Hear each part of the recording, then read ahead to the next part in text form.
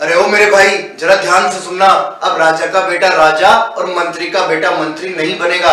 अब राजा का बेटा राजा और मंत्री का बेटा मंत्री नहीं बनेगा। अब सिर्फ वही बढ़ेगा जो पढ़ेगा। अब सिर्फ वही बढ़ेगा जो पढ़ेगा। तो आज ही पढ़ने के लिए और आगे बढ़ने के लिए आपके अपने चैनल फील मैथमेटिक्स को सब्सक्राइब कीजिए, ताकि हम लोग नई नई चीजें और बहुत अच्छी अच्छी चीजें सीख पाए और पढ़ पाए और आगे बढ़ पाए। Hello students, I am Vipin Jindal and welcome to my YouTube channel feel mathematics. देखो बेटा, जैसा कि हम लोग कर रहे हैं, प्रैक्टिस सेट्स कर रहे हैं for x group and navy.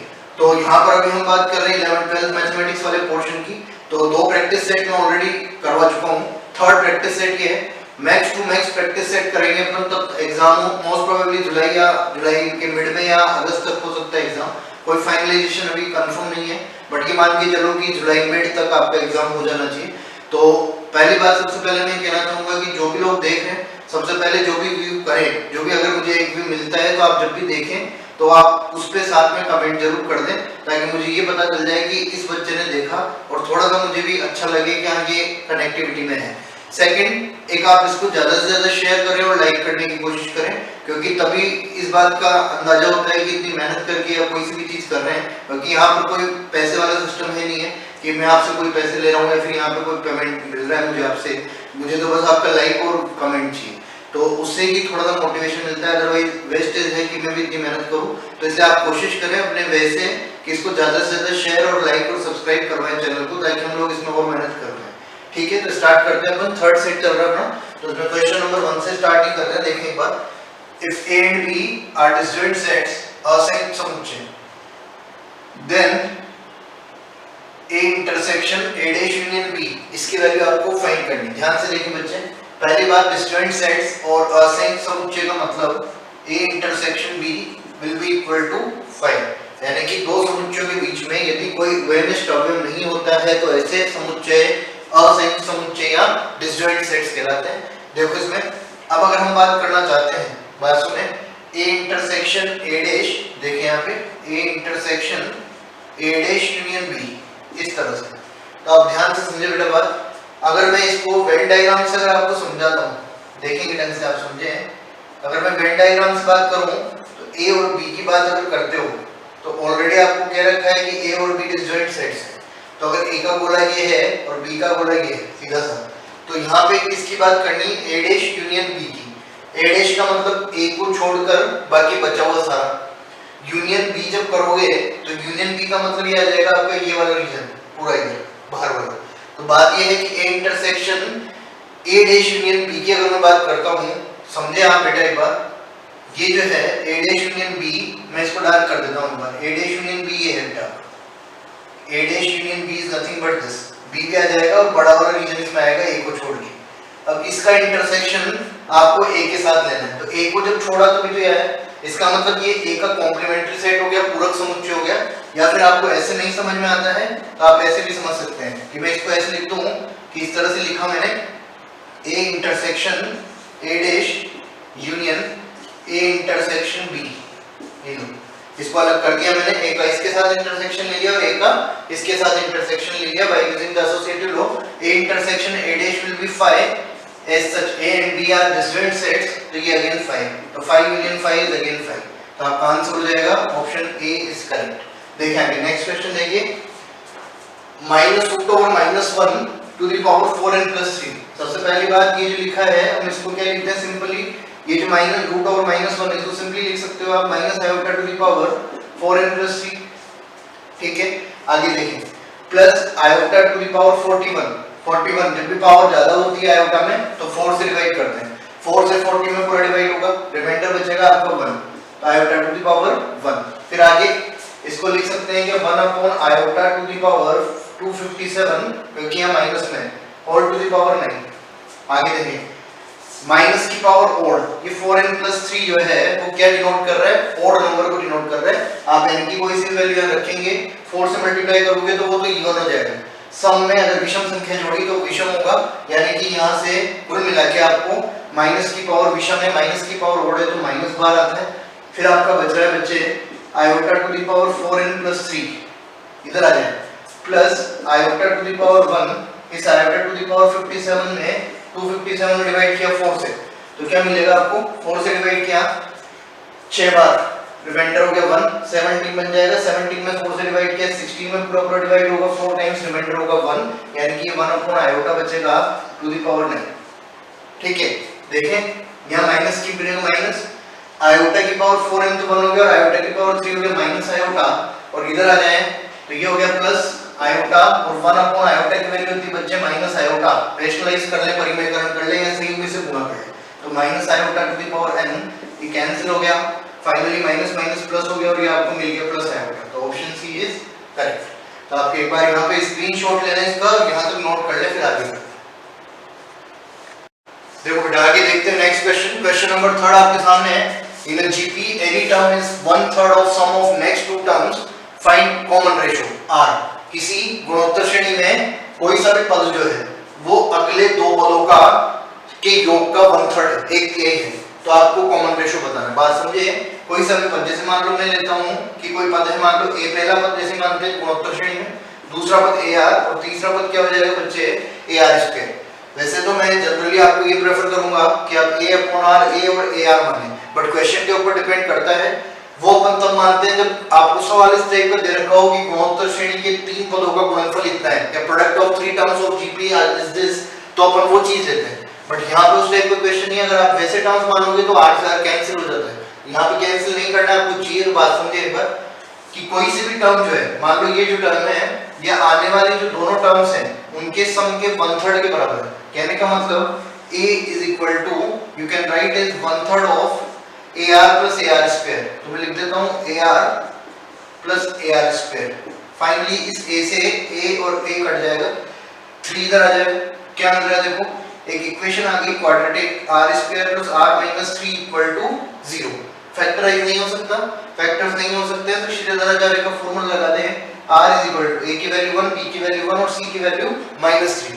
ध्यान रखूं मैं -1 plus minus root over b² minus 4ac और -3 रखोगे तो +3 हो जाएगा, डिवाइडेड बाय +3 हो जाएगा डिवाइडेड बाय 2 into 1। क्या बना देखो, -1 प्लस माइनस, यहाँ पे ये कितना है आपका 12 + 1 13, यानी कि √13 डिवाइडेड बाय 2। तो यार फाइनली अपन क्या करें देखो बच्चे, √13 की वैल्यू 3 पॉइंट समथिंग होगी, और आपको जो है यहाँ पे पॉजिटिव जीपी, ये भी ध्यान रखना, इन पॉजिटिव जीपी, पॉजिटिव मतलब इंक्रीजिंग, तो इंक्रीजिंग है जिसका मतलब यहाँ से केवल प्लस वाला साइन लेना है, -1 + √13/2। अगर पॉजिटिव नहीं लिखा होता तो आप दोनों साइन ले सकते थे, कॉमन रेशियो नेगेटिव भी हो सकता था ना, लेकिन यहाँ पे पॉजिटिव जीपी की बात चल रही, बढ़ती हुई जीपी की। ठीक है, कोई सा भी पद अगले दो पदों के एक तिहाई के बराबर है, ऐसे लिख दिया और फिर ऐसे कट के, तो आर की एक जनरल इक्वेशन बन गई क्वाड्रेटिक, उसको सोल्व कर लिया। ठीक है बेटा, नेक्स्ट देखो आगे। नेक्स्ट क्वेश्चन, ये बड़ा अच्छा क्वेश्चन है, एक बार ध्यान रखें।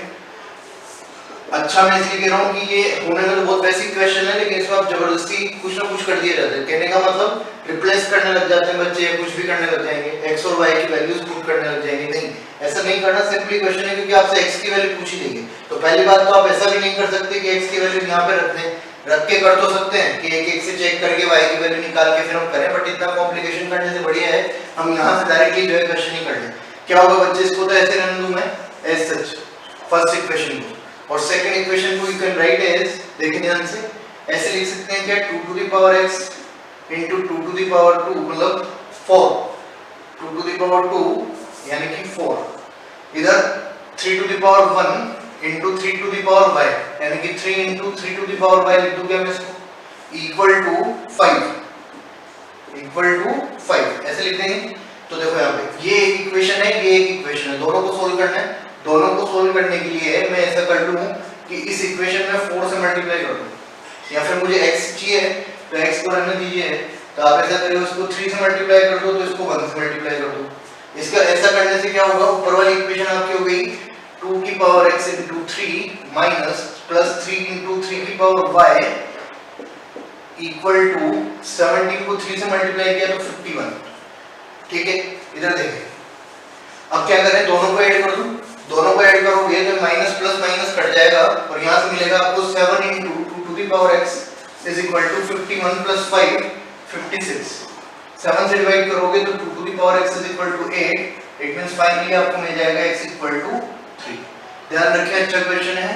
तो एक बार यहाँ तक स्क्रीनशॉट लें, नोट कर लें, फिर आगे देखते हैं। जो बेटा आगे नेक्स्ट क्वेश्चन है आपको, question number 5, how many permutations can be formed by letters of the word baseball. Baseball शब्द के अक्षरों से कुल कितने क्रमचय बनाए जा सकते हैं। बेसबॉल शब्द के अक्षरों से कुल कितने क्रमचय बनाए जा सकते हैं। तो कोई बड़ी बात नहीं है बच्चे, आपको अच्छे से पता है कि टोटल जो है यहाँ पे एलिमेंट्स कितने हैं, n। और अगर n के n ही, अगर ये सारे लेटर्स अलग अलग होते तो n फैक्टोरियल टोटल वर्ड्स होते हैं, टोटल कॉम्बिनेशंस होते हैं जो अपन यहाँ से बना सकते थे, परम्यूटेशंस होते, सॉरी क्रमचय होते हैं। लेकिन यहाँ पर बात किसकी चल रही कि यहाँ पर देखो कुछ एलिमेंट्स हैं, कैसे कैसे, b एक बार, दो बार b है, l कितनी बार है, 2 बार। इसके अलावा देखें b और l के अलावा a है, a जो है वो भी कितनी बार है, a इज अगेन 2 टाइम्स, ये लो। और इसके अलावा ऐसे एक बार, e एक बार, और कोई रिपीट नहीं हो रहा। तो टोटल एलिमेंट्स कितने हैं, टोटल लेटर्स कितने हैं वो देख लेते हैं, 1 2 3 4 5 6 7 8। तो 8 हैं। तो आपको पता है n objects out of n objects p objects are like p factorial से divide, q objects are like q factorial से डिवाइड, और r objects are like then r factorial से डिवाइड। तो यहाँ पे क्या कर देंगे बच्चे, टोटल कितने हैं 8।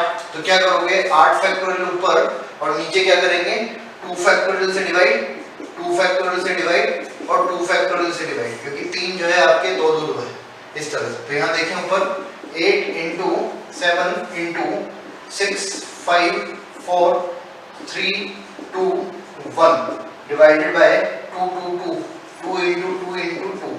ये कट जाएगा, कटा तो यहाँ से भी आपका ये पूरा कैंसिल। अब देखो ये हो गया आपका 20 या फिर 10 बना लो, तो 10 फिर 40 फिर 120 फिर 120 720 720 into 7 720 into 7 70 41 7 7 जा 50, ये लो ठीक है। 5040 टोटल परम्यूटेशंस होंगे जो आप इससे बना सकते हैं। नेक्स्ट देखिए आगे, next question, find value of term independent of x in expansion of this x square minus 1 बटा x की घात 9 के प्रसार में x से स्वतंत्र पद या इंडिपेंडेंट टर्म आपको निकालनी है।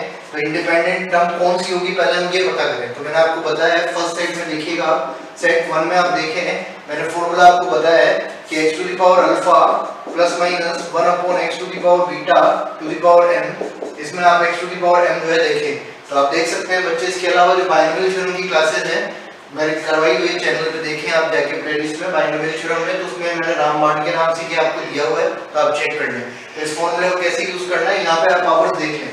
इंडिपेंडेंट टर्म ऑफ x का मतलब होता है x की पावर 0 आपको चाहिए, तो आप r की वैल्यू निकालें। r will be equal to n alpha minus m divided by alpha plus beta. तो इस केस में m की वैल्यू क्या होगी बच्चे 0, क्योंकि m क्या है आपका यहाँ पे 0, x से स्वतंत्र पद। तो यहाँ पे क्या हो जाएगा, n कितना है 9, अल्फा कितना है 2 upon alpha plus beta 2 plus 1, 2 plus 1 is 3 यानी कि 18 divided by 3 will be equal to 6।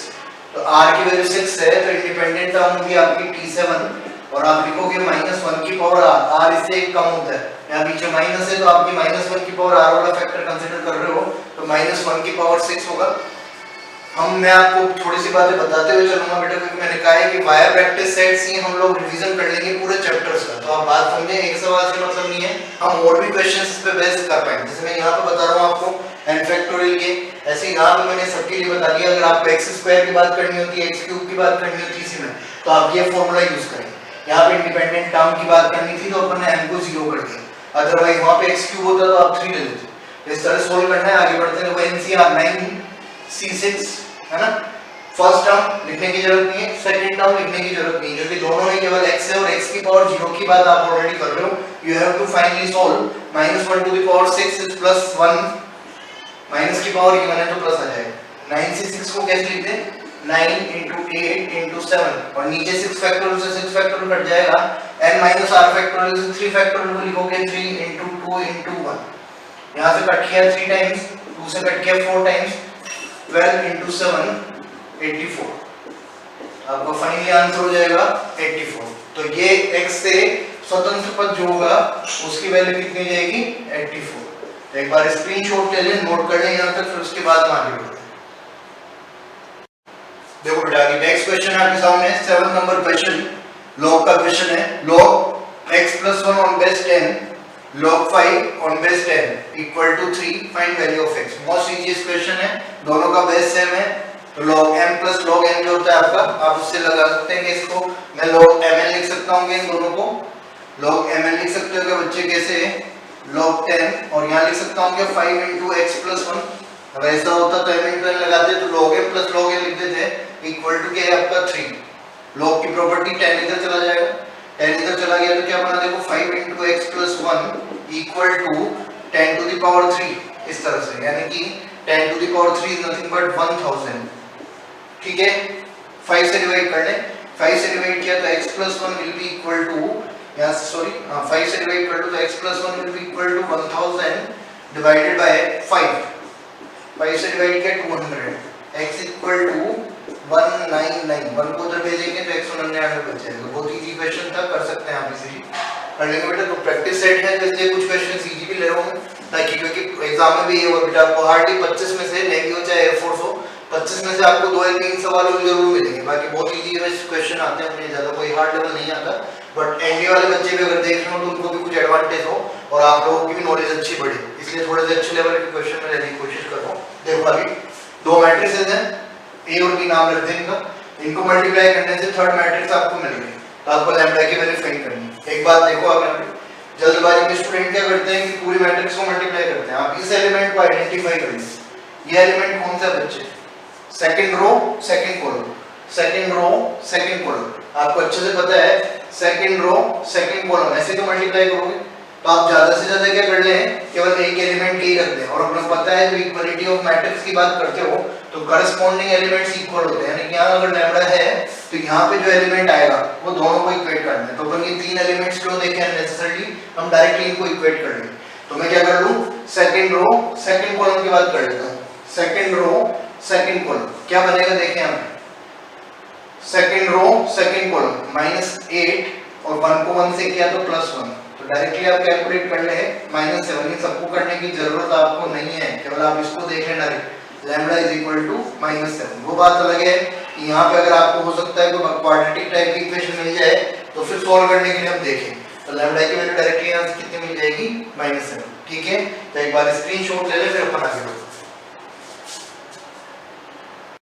देखो क्वेश्चन नंबर 9 आपके सामने है, what is value of this. तो इसकी वैल्यू बतानी सारणी की, कि ओमेगा जो है सब जानते हैं, पर पता है अपने को डब्ल्यू देंगे, ओमेगा की बात चल रही है, क्यूब रूट्स ऑफ यूनिटी ये इकाई के सम्मिश्र घनमूल है। तो देखो यहाँ पे बेटा पहले तो सिंपलीफाइड फॉर्म में लिख दो आप, ओमेगा की पावर 4 ओमेगा हो जाएगा, ओमेगा की पावर 3 1 हो जाएगा, ओमेगा की पावर 3 1 हो जाएगा। फिर अपन सिंपली इसको एक्सपेंड कर लेंगे, देखिए एक बार 1 2 3 ये ऐसे लिख देता हूं मैं, 1 2 3 इधर देखें, ओमेगा की जगह ओमेगा, 2 ओमेगा स्क्वायर की जगह 2 ओमेगा स्क्वायर, आगे देखें ये 3 ओमेगा क्यूब की जगह क्या लिखूं मैं 3, इधर देखें 2 ओमेगा स्क्वायर और 4 ओमेगा क्यूब इज 4 और 6 ओमेगा की पावर 4 इज 6 ओमेगा। पता है अपने सबको जानते हैं कि 3 से डिवाइड करते हैं, अगर पूरी पूरी बार जाता है ओमेगा में डिवाइड तो उसकी वैल्यू 1 होती है, आयोटा में 4 से ओमेगा में 3 से।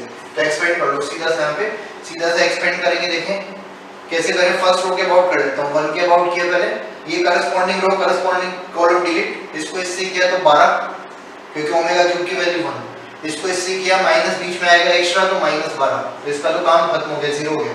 सेकंड एलिमेंट में एक माइनस एक्स्ट्रा आता है, माइनस ओमेगा हो गया।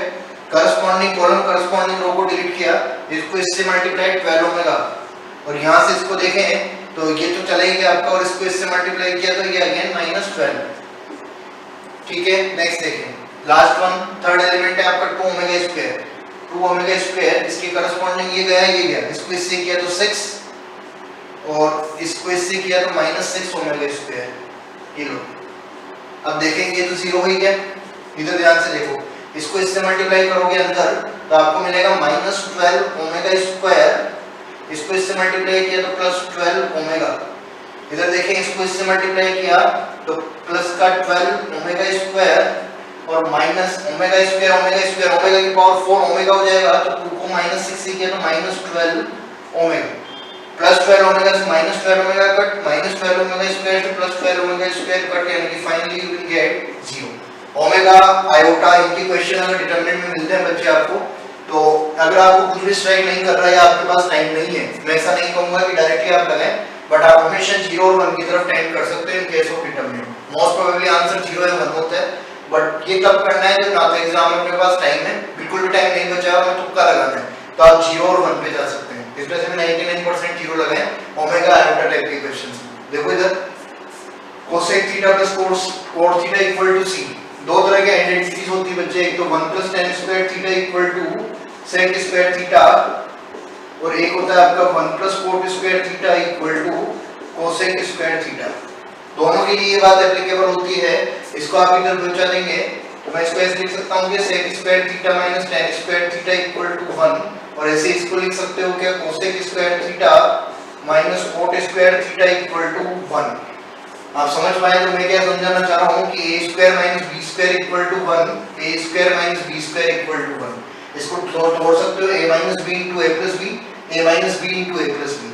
आपको यहां देखें a प्लस b गिवन है, तो a माइनस b में लिख सकता हूं कि यहां से देखिए इस सवाल में cosec theta plus cot theta equal to c, तो यहां से जब a प्लस b आपको गिवन है तो a माइनस b जब लिखोगे तो उसका 1/c हो जाएगा, यानी कि देखें मैं इधर से लिख सकता हूं कि cosec theta minus cot theta equal to 1/c।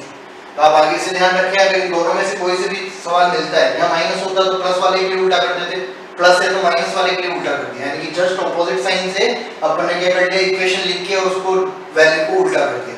देखें दोनों को ऐड कर दूंगा तो cot थीटा से cot थीटा कट जाएगा, finally to cosec theta equal to c plus 1/c, यानी कि c स्क्वायर प्लस 1/c आपको मिल जाएगा। जैसे लोग होते हैं तो c स्क्वायर प्लस 1/c यानी कि cosec theta is equal to c square plus 1 divided by 2c, c square plus 1 divided by 2c।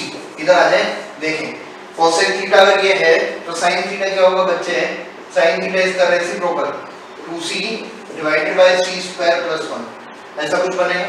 आपको cos थीटा चाहिए और cos थीटा आपको आता है अच्छे से, हाइपोटेन्यूज सेम रहेगा, लेकिन ऊपर आपको क्या चाहिएगा, बेस चाहिएगा। बेस के लिए आपके लिखेंगे हाइपोटेन्यूज का स्क्वायर c स्क्वायर प्लस 1 का स्क्वायर माइनस इसका स्क्वायर यानी कि 4c स्क्वायर, ठीक है बच्चे, divided by c square plus 1। तो आपको क्लियरली दिख रहा होगा, ये देखो आपका बनेगा c की power 4 plus 2c square plus 1, तो 2c स्क्वायर में से माइनस 2c स्क्वायर करोगे आपको फाइनली मिलेगा c स्क्वायर माइनस 1 का होल स्क्वायर, स्क्वायर रूट से बाहर निकालोगे तो आंसर हो जाएगा c square minus 1 upon c square plus 1। कर लेंगे क्या बेटा, कर सकते हो, बात समझ लेना। दोबारा अगर इस तरह की आइडेंटिटी आपको मिलती है तो ये 1 प्लस tan स्क्वायर थीटा बराबर this, 1 plus cot square theta बराबर दिस। इन दोनों ही केसेस में कोई सी भी अगर एक वैल्यू गिवन है, a प्लस b गिवन है तो a माइनस b निकाल सकते हो, a माइनस b गिवन है तो a प्लस b निकाल सकते हो। कैसे, वैल्यू को उल्टा करके। फिर कोई सा भी एक ट्रिग्नोमेट्रिक रेशियो आ जाएगा, उससे आपको हो सकता है आपसे यहाँ तो sin थीटा पूछा है, उन्होंने tan थीटा पूछा होता, या आपसे सपोज करो कुछ भी पूछ लिया होता, sec थीटा पूछ लिया, cosec थीटा पूछ लिया, कुछ भी पूछा है, आप सब यहाँ से निकाल सकते हो। ध्यान रखना, बार बार पूछते हैं ये क्वेश्चन, तो आप इस पे ध्यान रखें एक बार ना। दोनों आइडेंटिटीज भी देखेंगे, तो एक बार स्क्रीनशॉट ले लो, यहाँ तक नोट करो, फिर आगे बढ़ो। देखो बेटा आगे नेक्स्ट क्वेश्चन है आपके सामने, question number 11, tan inverse m by n minus tan inverse m minus n upon m plus n। तो अपने को इसकी वैल्यू फाइंड करनी होगी। तो देखो बेटा इसको तो ऐसे रहने देते हैं अपन, tan inverse m by n, और राइट हैंड साइड मतलब इस साइड जो है ये सेकंड वाला पार्ट, इसको मैं ऐसे लिख सकता हूँ कि देखो आप इसको मैं या तो a प्लस b में बनाऊंगा या a माइनस b में बनाऊंगा। कहने का मतलब मैं इसको tan inverse a plus tan inverse b वाला फॉर्मूला बनाऊंगा तो, या फिर मैं इसको tan inverse a minus tan inverse b वाला फॉर्मूला बनाऊंगा। समझना पहले, अगर मैं यहाँ से n कॉमन लेता हूँ तो n कॉमन लिया और नीचे से भी n कॉमन लिया तो कॉमन वाला n तो कैंसिल आउट हो जाएगा। फाइनली आपको यहाँ से मिलेगा m by n minus 1 upon m by n plus 1, इस तरह से लिख सकते हैं। देखो इसको मैं ऐसे रहने दूं, tan inverse m by n minus, इधर ध्यान दें एक बार, इसको आप ऐसे लिख सकते हैं कि tan inverse a minus b upon 1 plus tan a tan b।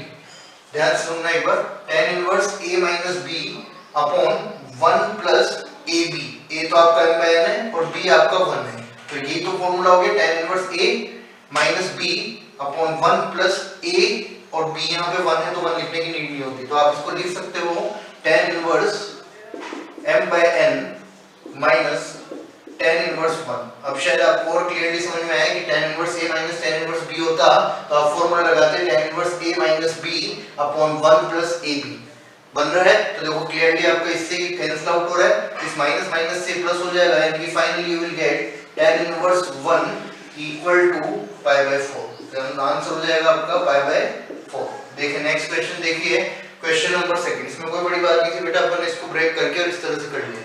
Second question देखें, in triangle ABC B equal to √3 centimetre, C equal to 1 centimetre, angle A equal to 30 degree, find A। A यहां से denote किसको करता है, side को। Angle को denote करने के लिए आपको इस तरह से कैपिटल में या एंगल A लिखा हुआ मिले। तो आप देखें यहां पे ध्यान से बात समझे, आपके पास दो साइड्स और एक एंगल है। तो एक तो आप यहां पे साइन रूल लगा सकते थे, like B/C is equal to sin B upon sin C। मैं बता रहा हूं आपको कि आपको किस तरह से अप्रोच करना होता है क्वेश्चन में। तो यहाँ पे साइन रूल लगाते हैं अगर, तो साइन रूल के अकॉर्डिंग आपको पहली बात तो एंगल B भी अवेलेबल नहीं है और एंगल C भी अवेलेबल नहीं है, भले आपको साइड दे रखी है B और C। तो यहाँ पे क्या होगा, दो अननोन हो जाएंगे। तो कम से कम या तो एंगल B होता मेरे पास या एंगल C होता, तो मैं इसको कहीं ना कहीं यूज करता। लेकिन अब यहाँ पे कोई मतलब नहीं रहा, तो अपन क्या कर सकते हैं, देखो एक बार इसको मैं इरेज कर देता हूँ। देखना एक बार यहाँ पे आप क्या करो, दो साइड्स एक एंगल अवेलेबल है और आपको थर्ड साइड निकालनी है। तो मैं कोसाइन फार्मूला यूज करूं, और कोसाइन फार्मूला से क्या लिखते हो, कोस ए। एंगल के सामने वाली जो साइड होती है उसको नेगेटिव में रखना है। क्या रखोगे formula, b square plus c square minus a square divided by 2bc। यहां से a पे वो फाइंड करना है। एंगल a कितना है बच्चे, cos 30, cos 30 is √3/2 equal to b square is 3, c square is 1 का square 1, a square you have to find 2bc का मतलब 2√3 into 1। सॉल्व कर लेंगे, इसको इधर भेज दें पूरे को। तो 2 से 2 कैंसिल आउट हो जाएगा, √3 multiply by √3 is 3 equal to 3 plus 4, 3 plus 1 is 4 minus a square. इस माइनस को इधर, इस 4 को इधर भेजोगे, you will get a square equal to 1, it means a equal to 1। Plus minus 1 होगा, लेकिन आप माइनस में नहीं ले सकते क्योंकि माइनस में कभी भी साइड नहीं होती, लेंथ साइड लेंथ है, लेंथ कभी भी नेगेटिव नहीं होगी। तो आपका आंसर हो जाएगा फाइनली a equal to 1। एक बार स्क्रीनशॉट लें, यहां तक नोट कर लें, फिर उसके बाद अपन आगे करेंगे नेक्स्ट।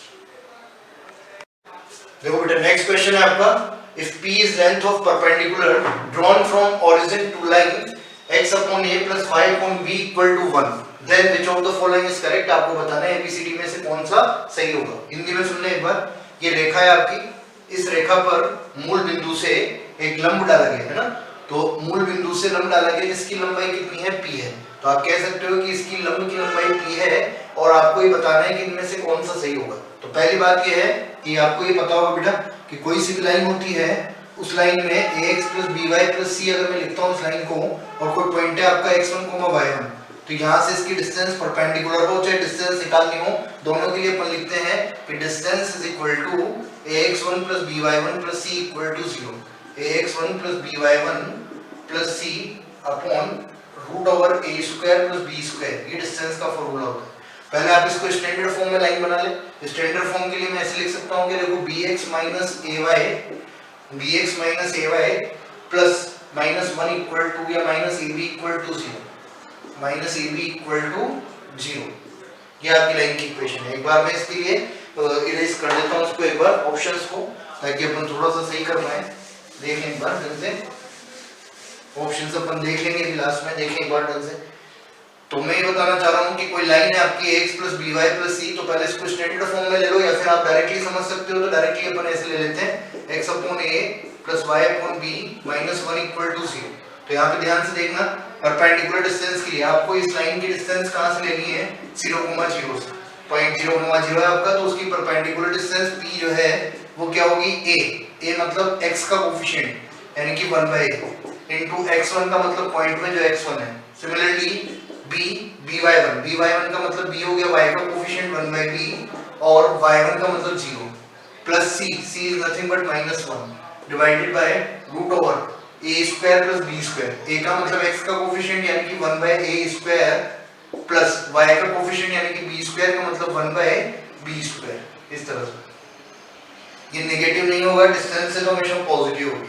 तो फाइनली आपको मिल रहा है ये तो 0 हो गई, ये भी 0 हो गई, 1/10 स्क्वायर रूट हटाना है तो दोनों साइड स्क्वायर कर दोगे, फाइनली आपको मिलेगा 1/1/a² प्लस 1/b²। तो हम कर सकते हैं इसका रेसिप्रोकल कर दे दोनों साइड, तो आपको मिलेगा 1/p² is equal to 1/a² plus 1/b²। ये ऑप्शन था आपका, इस ऑप्शन से आप आंसर दे देंगे 1/p² बराबर 1/a² plus 1/b²। Same question 3D में होता है। 3D में पॉइंट जो होता है वो z तक होता है, xyz, और जो तल होता है प्लेन, उस प्लेन की इक्वेशन होती है x/a plus y/b plus z/c equal to 1। Same question वहां पे होता है, तो यहाँ पे आंसर हो जाता है 1/p² equal to 1/a² plus 1/b² plus 1/c²। तो नेक्स्ट क्वेश्चन देखिए, question number 14, the sum of focal distance of a point on ellipse. Ellipse दे रखा है आपको बच्चे, देखो यहाँ पे फोकल डिस्टेंस या नाभि दूरी, फोकल डिस्टेंस या नाभि दूरी ये हमेशा डेफिनेशन से दी जाती है। और इलिप्स जो होता है ये आपका किस टाइप का है, टाइप 2, यानी कि y एक्सिस के अबाउट एक्सपेंड करेगा, क्योंकि यहाँ पे y² के नीचे वाला पार्ट पड़ा है। तो इलिप्स जो होगा बच्चे वो इस तरह से बनेगा, वर्टिकल इलिप्स, इस तरह से ये इलिप्स बनेगा। इस इलिप्स में फोकल डिस्टेंस का मतलब होता है कि इसकी डेफिनेशन ये देते हैं कि कोई पॉइंट अगर मैं इस पेरिफेरल पे लेता हूँ, परिधि पे, तो उस पॉइंट की एक फोकस से डिस्टेंस और उस पॉइंट की दूसरे फोकस से डिस्टेंस, ये हमेशा ध्यान रखें, ये हमेशा इसकी मेजर एक्सिस या दीर्घ अक्ष की लंबाई के बराबर होती है। यानी कि मैं इसका नाम S1 रख दूं, इसका नाम S2 रख दूं, इसका नाम P रख दूं पॉइंट का, तो आपको मिलेगा S1P प्लस S2P। वो हमेशा डेफिनेशन से मेजर एक्सिस या दीर्घ अक्ष की लंबाई के बराबर होती है। तो यहाँ दीर्घ अक्ष y अक्ष होगी और इसकी लंबाई कितनी होगी, 2b। b यहाँ से आप ले सकते हो, ये b² है 9, तो b की वैल्यू कितनी होगी, 3। तो यहाँ पुट कर देंगे 2 × 3 इज इक्वल टू 6। तो आपकी नाभि दूरी का योग आप कह सकते हो फोकल डिस्टेंस जो है वो 6 के बराबर हो जाएगी। ठीक है क्या बेटा? तो ये डेफिनेशन से S1P प्लस S2P बराबर 2b, और ये वैल्यू किसके बराबर है, 6 की। ठीक है, एक बार स्क्रीनशॉट ले, यहाँ तक नोट कर ले, फिर आगे देखते हैं। देखो बेटा नेक्स्ट क्वेश्चन है आपका, what is angle between lines x-2/1। दो लाइंस दे रखी है आपको, 3D का क्वेश्चन है ना, 3 डायमेंशन ज्योमेट्री का क्वेश्चन है, 3 में निर्देशांक ज्यामिति का। तो इन दोनों रेखाओं के बीच में कोण निकालना है। तो यहाँ पे ध्यान से देखो बेटे, ये तो स्टैंडर्ड फॉर्म है, ये जो है a1 a2 a3 और ये b1 b2 b3। तो ये जिनके डायरेक्शन रेशियो या दिक् अनुपात होंगे तो अपन cos थीटा के फॉर्मूले से निकाल सकते हैं। बट यहाँ पे ध्यान रखो ये स्टैंडर्ड फॉर्म में नहीं है, तो आप पहले इसको स्टैंडर्ड फॉर्म में लाने के लिए ऐसा लिख सकता हूँ कि मैं इस लाइन को x1 - 1/1, यहाँ से 2 कॉमन ले लो, तो 2 कॉमन लिया तो y + 3/2 डिवाइडेड बाय 3।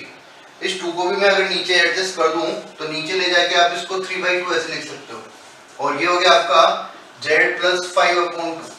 अब ये b1 b2 b3 होंगे और ये a1 a2 a3 होंगे। तो आप cos थीटा का फॉर्मूला लगा दें, cos theta is equal to, यहाँ देखें ये तो a1 a2 a3 और ये b1 b2 b3, तो a1 b1 1, a2 b2 -3, 3/2 को -2 से मल्टीप्लाई करेंगे, और a3 b3 यानी कि +2 डिवाइडेड बाय √, फिर a1² a2² a3² b1² b2² b3²। ध्यान दो बेटा यहाँ पे ये 3 - 3 वैसे बन रहा है, तो मैं नीचे वाला भी क्यों लिखूं, मुझे पता चल गया ऊपर 0 आ गया है और नीचे चाहे कुछ भी बनता रहे।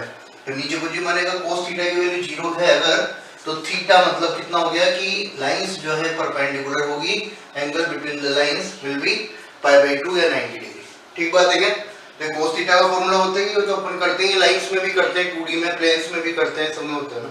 आगे देखो नेक्स्ट क्वेश्चन है आपका, limit x tending to 0 cos ax - cos bx/x²।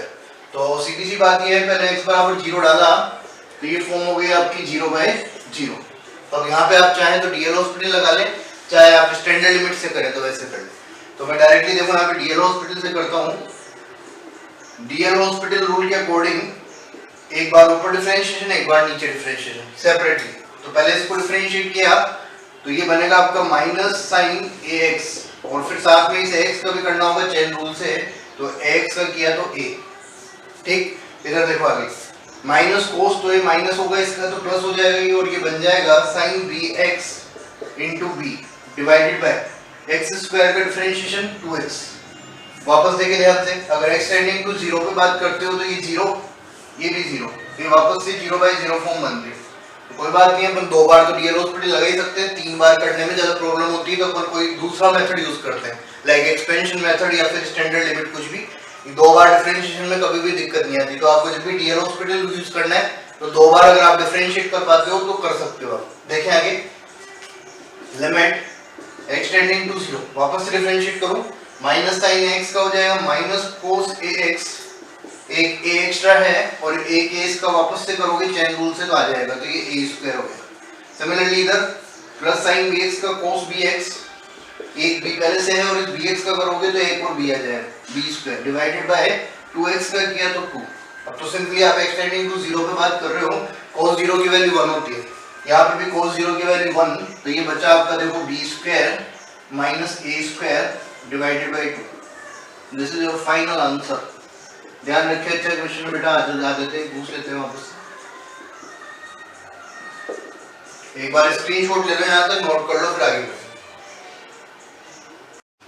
देखो। नेक्स्ट क्वेश्चन है आपका 17 नंबर, x बराबर t स्क्वायर एंड y बराबर t cube, you have to find d2y by dx square. तो अपन क्या करते हैं, देखो बच्चे यहाँ पे d2y by dx स्क्वायर अगर आपको फाइंड करना है तो आप क्या करेंगे, dy by dx, पहले तुम्हें dy by dx अगर मुझे फाइंड करना है तो कैसे लिखूंगा, dy by dt और dx by dt, ये लिखते हुए हैं। देखिए यहाँ पे एक गलती कभी नहीं करनी, मैं आपको भी बता दूंगा। पहले आप एक बात समझे कि अगर dy by dx निकालते हो तो इसको t के रिस्पेक्ट में डिफरेंशिएट करते हो, इसको भी t के रिस्पेक्ट में डिफरेंशिएट करते हैं। तो यहाँ पे देखो dy by dt करोगे तो this will B 3t square, और यहाँ पे dx by dt करोगे दिस विल बी 2t। तो finally you will get dy by dx equal to 3/2t, t से t कैंसिल आउट हो जाएगा ना। अब देखें आगे, मेरी बात समझे, कुछ स्टूडेंट ये गलत करते हैं कि dy by dx जैसे निकाला है वैसे वो क्या करते हैं, दो बार इसको डिफरेंशिएट करते हैं, दो बार इसको डिफरेंशिएट करते हैं। यानी कि देखो अगर मैं इसको दो बार डिफरेंशिएट करता तो d2y बनता, और अगर इसको दो बार डिफरेंशिएट करता तो ये d2x बनता। भाई ये हो जाता dt स्क्वायर और ये भी हो जाता dt स्क्वायर, तो dt स्क्वायर से dt स्क्वायर तो कैंसिल हो जाता, बट ये आपका बनता d2y upon d2x। You have to find d2y upon dx square. तो d2y अपॉन d2x और d2y upon dx square is not same, ये दोनों वैल्यूज एक एक नहीं है बेटा, तो इसका मतलब ये गलती अपने को कभी नहीं करनी। तो आप मेरी बात समझें, इसको भी ध्यान रखोगे कि ये जो है ये दोनों इक्वल नहीं है। तो आप अब जो है dy by dx आ गया तो मैं क्या करूँ, ये जो t है आपका, ये t कहीं ना कहीं x से रिलेटेड है, तो आप इसको x के रिस्पेक्ट में डिफरेंशिएट कर सकते हो, ये इंडिपेंडेंट ऑफ x नहीं है, t x से स्वतंत्र नहीं है। तो मैं इसी चीज को एक बार और अगर डिफरेंशिएट कर दूं विद रिस्पेक्ट टू x, इसका मतलब क्या हुआ कि आपको मिलेगा d2y by dx स्क्वायर, और मैं इसको लिख दूं d by dx of 3/2 into t। ये dy by dx की वैल्यू आई थी आपकी। तो यहाँ देखें, इस टाइप के क्वेश्चन में जब भी अपन y स्क्वायर को डिफरेंशिएट करते हैं जनरली तो क्या लिखते हो, 2y dy by dx। तो आपको y को, जैसे y को आप मानते हो, जैसे y स्क्वायर को डिफरेंशिएट करना बच्चे, तो आप क्या लिखते हैं 2y dy by dx।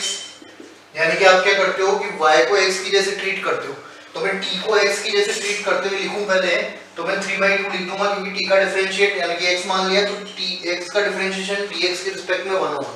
लेकिन ध्यान दें और समझें, साथ में आपको एक टर्म जैसे यहाँ dy by dx लिखा था, y को x माना तो क्या लिखा dy by dx, t को x माना तो साथ में क्या लिखूं dt by dx। ये स्टेप आपको ध्यान रखनी है, ये गलती नहीं करनी। तो ये 3/2 और dx by dt आपको पता है, यहाँ निकाला था 2t, तो इसका उल्टा 1/2t, dt by dx आपको लिखना है। तो dt by dx इसका उल्टा है यानी कि 1/2t, तो you will get 3/4 into 1/t।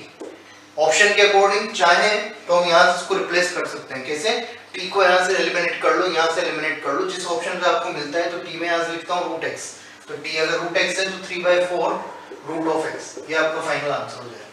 कर सकते हैं क्या, ठीक है बेटा। नेक्स्ट देखिए आप आगे क्वेश्चन नंबर, नेक्स्ट की बात अपन करते हैं, देखने एक बार 18 f of x equal to 2x plus 7 and g of x equal to x square plus 7, f of g of x equal to 25, you have to find x। तो सबसे पहली बात कंपोजिट फंक्शन संयुक्त फलन है, तो f of g of x कैसे बनाएंगे, देखें पहले f of g of x कैसे लिखोगे, फंक्शन में जहां जहां पे x है fx में वहां पे आपको g of x रिप्लेस कर देना है। तो यहाँ g of x पूरा रिप्लेस करूं तो फाइनली आपको मिलेगा 2 of x square plus 7 और साथ में प्लस 7, ये आपका finally f of g of x है, और ये किसके इक्वल दे रखा है बच्चे 25 के। तो आप सोल्व कर लें, सबसे पहले जिसको इधर भेजा तो ये हो गया, देखो आपका 2 times of x square plus 7 equal to 18 इस 2 से ये 9 टाइम्स कट जाएगा, x square equal to 9 minus 7 will be 2, यानी कि x की वैल्यू जाएगी आपकी प्लस माइनस 2। ये लीजिए बेटा, तो आप x निकाल सकते हैं इस तरह से। कर लेंगे, एक बार स्क्रीनशॉट लें यहाँ तक, फिर हम आगे करते हैं।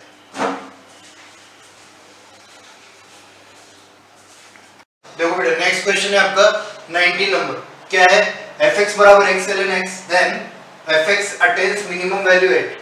आपको बताना है कि इसका मान मिनिमम कहां पर होगा। ये फलन है, इसका मान मिनिमम कहां पर, मिनिमम मान नहीं निकालना, न्यूनतम मान नहीं निकालना, न्यूनतम बिंदु निकालना है, यानी कि न्यूनतम निकालना है। तो अपना प्रोसेस वही रहता है, सबसे पहले f डैश x निकालोगे बच्चे। f डैश x के लिए u * 2 ही लगा दो। पहले कांस्टेंट रखा ln x का किया 1/x, फिर ln x को कांस्टेंट रखा, x का किया तो 1। फाइनली आपको मिल रहा है 1 प्लस ln x, ये आपका f डैश x है। क्रिटिकल पॉइंट निकालते हैं, इसको जीरो करते हैं, तो ln x बराबर क्या आ गया आपका -1, यानी कि x की वैल्यू जाएगी e⁻−1 यानी कि 1/। सेकंड ऑर्डर डेरिवेटिव टेस्ट करते हैं, दूसरी बार अवकलन करते हैं। तो दूसरी बार अवकलन किया f डैश x का, तो क्या होगा बच्चे इसका डिफरेंशिएशन 1/x। अगर ये 1/x है, आपको चेक करना है मिनिमा या मैक्सिमा, तो इस पॉइंट को आप यहाँ पुट करते हो। अगर ग्रेटर देन 0 आता है तो मिनिमा, और लेस देन 0 आता है तो मैक्सिमा, उल्टा होता है। अगर बड़ा आया पॉजिटिव आया तो मिनिमा, और छोटा आया तो मैक्सिमा। तो अपन क्या करेंगे, देखो चेक करें, तो यहाँ पे आप जैसे ही लाके रखोगे x बराबर 1/e, this will B e, और e नेचुरल कांस्टेंट होता है 2 पॉइंट समथिंग, यानी ग्रेटर देन 0 होगा, यानी कि x बराबर 1/e पर इसका मान मिनिमम होगा। तो आपका आंसर क्या हो गया 1/e, और ये आपका फाइनल आंसर होगा। अब मेरी बात ध्यान से सुने, यहाँ पे तो क्वेश्चन सीधा था कि इसका सेकंड ऑर्डर डेरिवेटिव करना भी इजी पड़ा अपने को, d2y/dx² निकालना। बट कई बार कॉम्प्लिकेशन हो जाता है, बड़ा सवाल होता है। तो आप एक बात ध्यान रखें, अगर आपका पॉइंट ही एक ही निकल कर आया है, जैसे x की वैल्यू 1/e आई है, ये चेक अपन तब करते हैं 2 या 3 पॉइंट्स होते हैं। एक पॉइंट में क्या चेक करना, वो तो फिर सीधी सी बात है कि आपसे जो सवाल में पूछा गया है वही उसका आंसर होगा। जैसे इन्होंने मिनिमम कहा है, तो ऑब्वियस सी बात है पॉइंट मिनिमा का होगा, अदरवाइज क्वेश्चन ही नहीं बनता। अगर ये मैक्सिमा पूछते तो ये पॉइंट मैक्सिमा का होता, या माइनस माइनस कुछ भी आ जाता। समझ रहे हैं? तो आप चाहें तो यहाँ से स्किप कर सकते हैं, एक ही पॉइंट आता है तो आप उस क्वेश्चन के अकॉर्डिंग उसी का आंसर देते हैं। नेक्स्ट देखो, second one, integration of sec to the power nx tan x dx। बहुत इजी क्वेश्चन है, दिख रहा होगा आपको। मैं ऐसे लिख दूं, क्या देखो, sec to the power n-1, एक sec x को बाहर निकाल देता हूं इसमें से। करने के और भी मेथड है बेटे, मैं शॉर्ट सबसे अच्छा और सीधा मेथड आपको बता रहा हूं। एक sec x को मैंने बाहर निकाल दिया, तो एक पावर कम हो जाएगी। सीधा सा सब्स्टिट्यूशन मेथड, sec x को मान लो t, तो sec x tan x dx क्या हो जाएगा आपका dt। तो अगर ये dt हो गया, तो यहाँ पे sec x tan x dx तो किस में चला गया, dt में। फाइनली आपको क्या मिल गया, फाइनली देखो ये t है, तो t यहाँ पर रिप्लेस करोगे, तो ये बन गया आपका t to the power n-1 dt। Integration में एक पावर इंक्रीज हो जाती है, तो फाइनली आपको मिल जाएगा t to the power n upon n-1 में n जो 1 जोड़ा तो n, तो t to the power n upon n you can write as 1/n sec to the power nx plus c।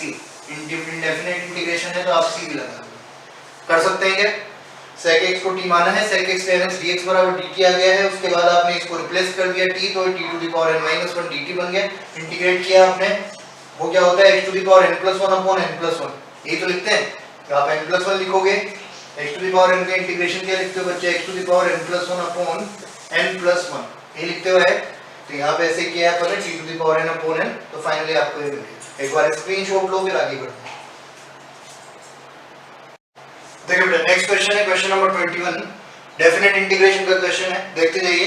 -3 to 2, -3 to 9 और 2 to 9। मैं आपसे पूछूं अगर कि सबसे बड़ी लिमिट कौन सी है इनमें से, तो सबसे बड़ी लिमिट है -3 से स्टार्ट हो रहा है, कहां तक जा रहा है 9 तक, उसमें बीच में -3 to 2 और 2 to 9। यानी कि मैं क्या कर दूं, इस सबसे बड़ी वाली लिमिट को ब्रेक कर देता हूं। कैसे कर दूं बेटे, सॉल्यूशन देखेंगे आप एक बार। -3 to 9 सबसे बड़ी लिमिट, इसको ब्रेक कर देता हूं मैं, -3 to 2 पर ब्रेक कर रहे हैं मतलब, और 2 to 9। बहुत सिंपल क्वेश्चन हो गया, ये दे रखा है, ये दे रखा है, आपसे 2 to 9 पूछा है। यहाँ पे वैल्यूज रखते हैं।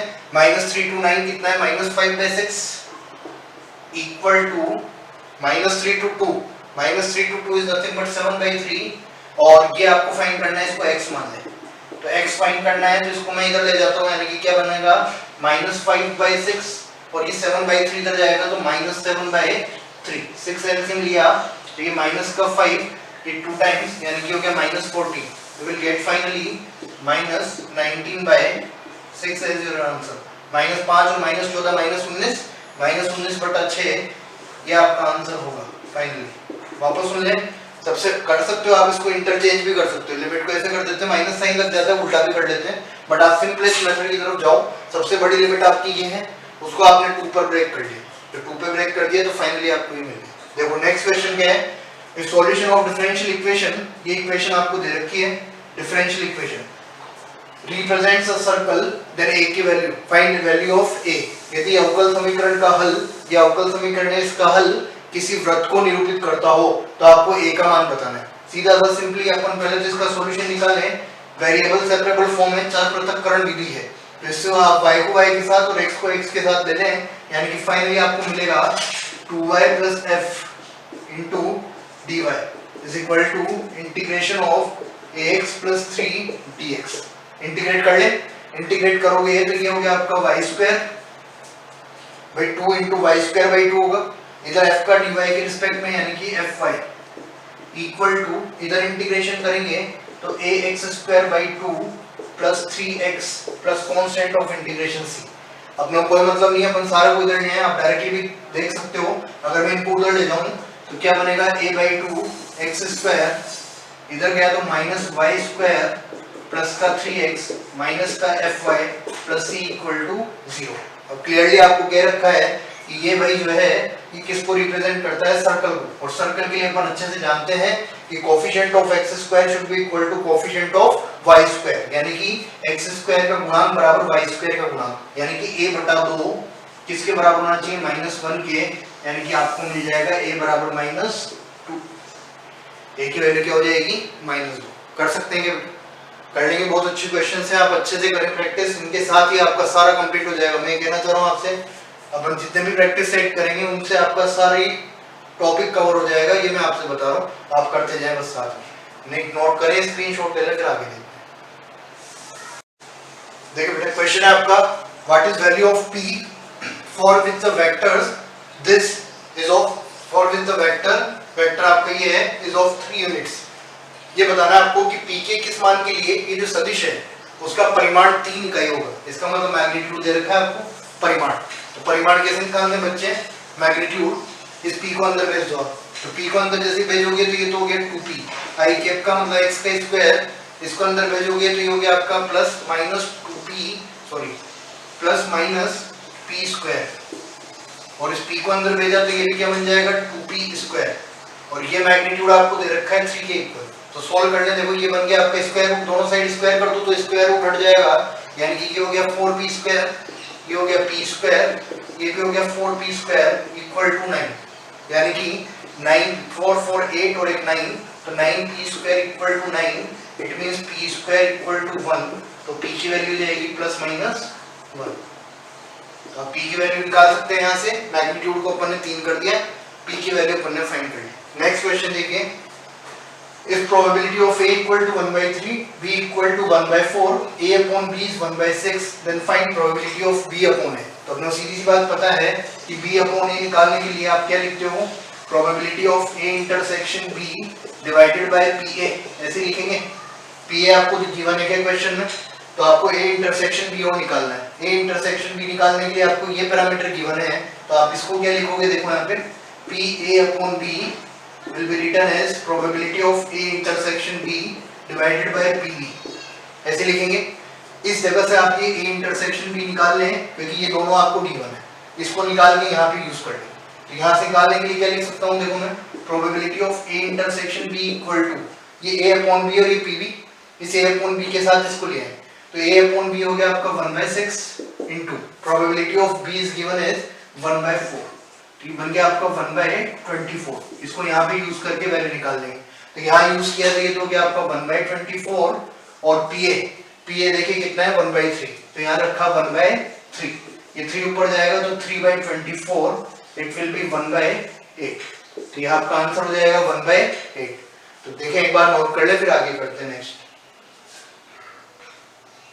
देखो बेटा लास्ट क्वेश्चन सेट का आपका, if 2 dice are thrown together, find probability that sum of digits appearing on the dice is 10 or more than 10।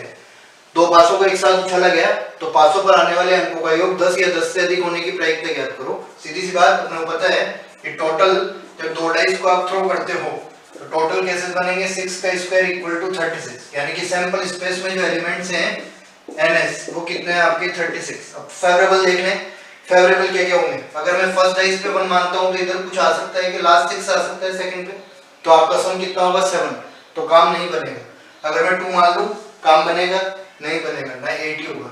3 लिया काम बनेगा नहीं बनेगा, 4 लिया तो काम बन रहा है, यानी कि 4 6 एक कॉम्बिनेशन हो सकता है क्योंकि 10 और 10 से ज्यादा। आगे बढ़े, 5 के साथ 5 ले सकते हैं क्योंकि 10 हो रहा है, और 5 के साथ मैं 6 भी ले सकता हूँ क्योंकि आपका 10 से ज्यादा वाले केस भी आपको लेना है। आगे बढ़े, 6 रह गया आपका, 6 लीजिए, 6 के साथ 4 ले लें, ये लीजिए, 6 के साथ 5 ले लें, और 6 के साथ क्या ले लूं 6, यानी कि 6 केसेस आपके हो सकते हैं जिसमें 10 से ज्यादा या 10 के बराबर सम आएगा डिजिट्स का। तो फाइनली प्रोबेबिलिटी क्या होगी, probability is equal to 6 divided by total cases 36, यानी कि 6 बाय 36 इज नथिंग बट 1/6। ये आपकी प्रोबेबिलिटी हो जाएगी। कर सकते हैं क्या बेटा, ये सारे फेवरेबल केसेस हैं ना। तो ये पूरा प्रैक्टिस सेट आपका कंप्लीट हुआ है, तो आप एक बार यहाँ तक स्क्रीनशॉट ले पहले और फिर बात सुने ध्यान से। ठीक है बेटा, बात सुनना, ये 3rd नंबर का प्रैक्टिस सेट है और मैं आपसे वापस कह रहा हूँ ज्यादा से ज्यादा चैनल को इसको जो है आप कोशिश करें कि इसको फॉरवर्ड करें, सब्सक्राइब करवाएं, और आप लोग भी जो है, मैं वापस से रिपीट कर रहा हूँ ये बात कि जितने भी लोग देखें, भले आप उसको पूरा देखते हैं नहीं देखते हैं बाद में देखते हैं, एटलीस्ट एक कमेंट जरूर उस पर छोड़े, कमेंट करें, चाहे आप लाइक तो करेंगे। कमेंट करने से एक्चुअली मुझे ये पता चलेगा कि हाँ बच्चे तक मेरा वीडियो पहुंच पा रहा है और वो देखना चाहता है। कभी कभार ये भी होता है कि आप एकदम से वीडियो आया और आप उस टाइम कुछ कर रहे हो तो आप नहीं देख पाए, तो वो कोई इशू नहीं है, आप अपने हिसाब से देखें आराम से जब भी आपको टाइम मिलता है, बट देखें जरूर और उसको ज्यादा से ज्यादा कोशिश करें क्योंकि ये एफर्ट जो है एक तरह से अपना ही है, तो मैं आपके लिए लगा रहा हूँ, तो इसको आप समझें इस टाइम पे, क्योंकि कोरोना चल रहा है, वैसे भी क्लासेस नहीं है, तो आपको जितना भी मिल रहा है, और मैं आपको बार बार जैसे थंबनेल में भी देखा आपने, मेरा वादा है इस बात का कि आप इनको पूरे अच्छे से करें प्रैक्टिस सेट को, लगभग जितने हो पाएंगे मैक्सिमम, मैं अभी अनाउंस नहीं करूंगा बट मेरा टारगेट लगभग 20 तक का है कि 20 प्रैक्टिस सेट अपन यहाँ पे डाल पाए। 3rd प्रैक्टिस सेट चल रहा है, तो हर चैप्टर के आपके 20-20 क्वेश्चन लगभग हो जाएंगे, तो आप ही मानो कि आपका एक ऑन एन एवरेज पूरा ओवरव्यू आपको मिल जाएगा उससे। फिर अपन चैप्टर्स के लिए मैंने थ्योरी भी डाली हुई है, आप उन पे जाके देखें, वहां पे सारे जो आधा चैप्टर हो चुके हैं लगभग उसमें, तो वहां तक का काम आप कंप्लीट करें। फिर अपन टॉपिक बाय टॉपिक भी प्रैक्टिस सेट स्टार्ट करेंगे कि एक पर्टिकुलर टॉपिक लेके और उस टॉपिक के ही क्वेश्चन सारे करें, बट ये अभी ज्यादा नेसेसरी है क्योंकि एग्जाम हो सकता है मोस्ट प्रोबेबली जुलाई में, तो आप तैयार रहें पूरा और कंप्लीट रहें, ज्यादा से ज्यादा फॉरवर्ड करना है, दोस्तों से बोलना है, लाइक और सब्सक्राइब करना है। ठीक है, तो मिलते हैं नेक्स्ट वीडियो में नेक्स्ट प्रैक्टिस सेट में, तब तक के लिए सभी बच्चों को all the best, thank you so much, bye bye.